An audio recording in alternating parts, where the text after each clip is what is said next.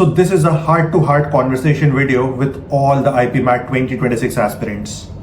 इस वीडियो को बनाने का बहुत ही सिंपल सा ऑब्जेक्टिव है कि तुम लोग लास्ट कुछ डेज में बहुत ही मेजर मिस्टेक्स कमिट करते हो। ये जो मेजर मिस्टेक्स होती हैं इतनी सिग्निफिकेंट होती है ना कि ये तुम लास्ट डी डे पे जाके रियलाइज करते हो कि यार मैंने क्या कर दिया। अगर मैंने सिर्फ ये गलती नहीं की होती इन दीज लास्ट डेज तो शायद मैं आईपीमैट एग्जाम क्रैक कर लेता, शायद मैं अपने टाइम को बेटर यूटिलाइज कर लेता, शायद मैं कुछ बेहतर कर सकता था। मुझे रांची की अपॉर्चुनिटी मिल रही है, मुझे इंदौर की अपॉर्चुनिटी मिल सकती थी।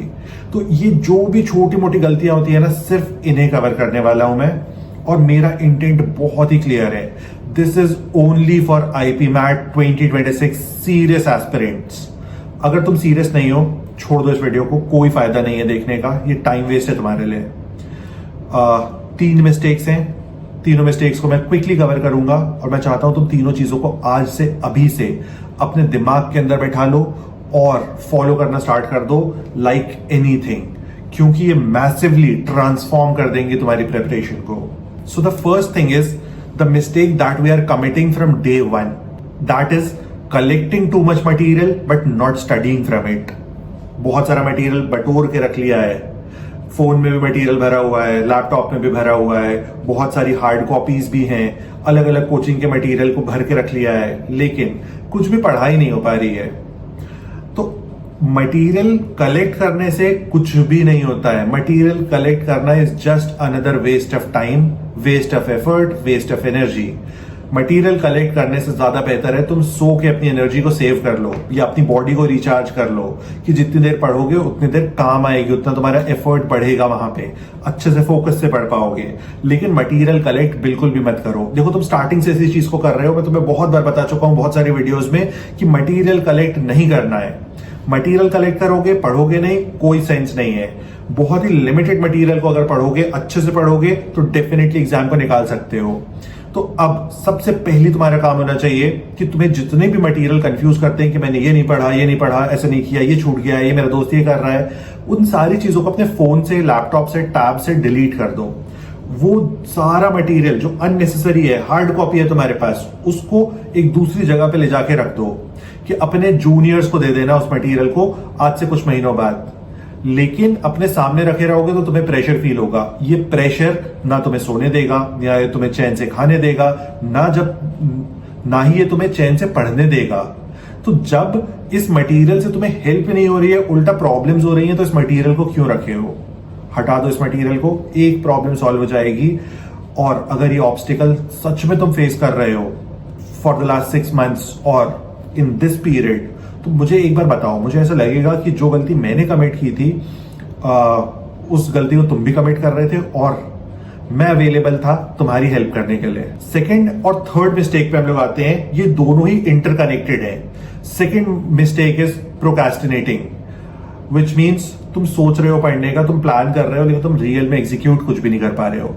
तुम सिर्फ थॉट्स में चीजों को कर रहे हो। इन थॉट्स को तुम्हें रियलिटी में चेंज करना बहुत ज्यादा इंपॉर्टेंट है। अगर तुम रियल में पढ़ाई करने नहीं बैठोगे, रियल में पढ़ाई नहीं करोगे, तो कुछ भी नहीं होगा। चेकलिस्ट बनाओ आज अभी, चेकलिस्ट बनाओ हर एक टॉपिक के ऊपर और उसको प्रैक्टिस करना स्टार्ट कर दो। बहुत ज्यादा मत सोचो कि मैं इसको करूंगा तो ये हो जाएगा, इसको करूंगा तो ये हो जाएगा, क्योंकि हमारे पास बहुत सारी चीजें हैं करने के लिए आईपी मैट में। कि तुम्हें ऐसा भी लगता होगा कि सिनोनिम्स एंटोनिम्स पढ़ लेता हूँ, इडियम्स पढ़ लेता हूँ, सेम टाइम पे लगता होगा शॉर्ट आंसर भी प्रैक्टिस कर लो। परसेंटेज के बेसिक्स तो मेरे फिर से वीक हो गए हैं, मेंसुरेशन मुझे आ नहीं रहा है, ज्योमेट्री में प्रॉब्लम हो रही है। इतनी सारी प्रॉब्लम्स को एक साथ मत लो, एक बार में एक चीज के साथ डील करो। सोच लो कि आज मुझे सिर्फ वीएआरसी करना है, वीएआरसी के 4 चैप्टर्स मुझे निपटाने हैं। क्वांट के ये 2 टाइप ऑफ क्वेश्चंस मुझे आज सॉल्व करने हैं जो आते हैं हर साल एग्जाम में। इस तरह से अगर सोचोगे, अपने टास्क लिस्ट को बनाओगे, तो तुम्हारे लिए इजियर होगा, प्रोक्रेस्टिनेशन को बीट कर पाओगे। याद रखना, अगर तुम कुछ एक्शन लोगे तो उससे तुम्हें मोटिवेशन आएगी। मोटिवेशन का वेट बिल्कुल भी मत करो। एंड इसी से जुड़ी हुई है third mistake, and that is lowering down your goals. तुमने स्टार्टिंग में क्या सोचा था? IIM इंदौर जाऊंगा। अब क्या सोच रहे हो? रांची का इंटरव्यू मिल जाए वो भी बहुत होगा। उससे भी नीचे बहुत सारे लोग सोच रहे हैं नालसार मिल जाए तो भी चल जाएगा, निरमा मिल जाए तो भी चल जाएगा। अब गोल्स आपने बहुत ज्यादा नीचे कर दिए हैं, आपने अपना बार बहुत ज्यादा नीचे कर दिया है। आपको बार को दोबारा रेज करने की जरूरत है। तुमने जो डे वन पे सोचा था ना, उसी गोल को लेके चलो। वही गोल तुम्हें मोटिवेट करेगा, वही गोल तुम्हें प्रोक्रास्टिनेशन से बचाएगा। जब तुम्हें सोचोगे मुझे आईएम इंदौर के लिए पढ़ना है, तब तुम ज्यादा एफर्ट कर पाओगे। इंस्टेड तुम एक छोटे गोल के लिए सैक्रिफाइस कर रहे हो। मैंने भी इस गलती को कमिट किया था। मुझे एंड मोमेंट पे ऐसा लगने लगा था यार कुछ भी मिल जाए, कोई भी आईएम मिल जाए, अमृतसर मिल जाए, ये मिल जाए, वो मिल जाए, कुछ भी मिल जाएगा, मैं सेटिस्फाई हो जाऊंगा, मैं खुश हो जाऊंगा। और बढ़िया, वहां पे वहां की लाइफ भी तो अच्छी है, कौन सी खराब है, आईएम ही तो है। ऐसा बिल्कुल भी मत सोचो। वो आईएम इंदौर नहीं है। इस बात को तुम्हें ध्यान रखना है। तुम्हारा गोल क्या है, उस गोल के हिसाब से पढ़ो, उसी इंटेंट से पढ़ो। तभी तुम इस एग्जाम को निकाल पाओगे। अदरवाइज अगर तुम रांची गोल रखोगे ना, और उसके बाद गोल्स को थोड़ा सा लोअर डाउन कर दोगे, तो रांची भी नहीं निकलेगा। मेक श्योर करो कि जो गोल है उसके लिए पढ़ो, प्रोक्रास्टिनेशन को बीट करो, स्टडी मटेरियल्स कलेक्ट मत करो। This was it.